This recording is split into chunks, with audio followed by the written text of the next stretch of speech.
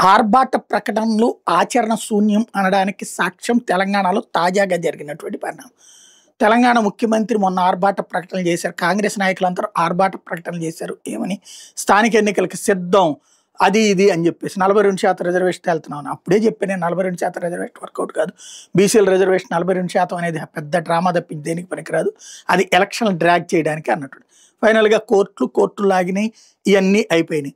ఇప్పుడు ఇంతవరకు ఏంటి? మేము ఎన్నికలు పెడతాం అని చెప్పిన వాళ్ళు ఇప్పుడు కోర్టు అడిగింది. ఎన్నికల సంఘాన్ని అడిగింది, తెలంగాణ ఎన్నికల సంఘాన్ని. ఏమయ్యా మీరేంటి అని. మేము ఇది సిద్ధం సార్ అంటున్నారు.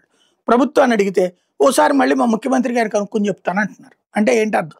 తెలంగాణ ఎన్నికలు జూబ్లీహిల్స్ ఎలక్షన్స్ కోసం బీసీ డ్రామా ఆడారు.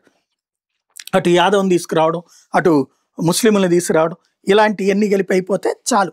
అక్కడ అయిపోతే అప్పుడు అక్కడ కనుక కాంగ్రెస్ గెలిస్తే అప్పుడు స్థానిక ఎన్నికలు పెడతారనుకుంటా. లేదంటే కనుక మరికొంతకాలం సాగదీస్తారనుకుంటా.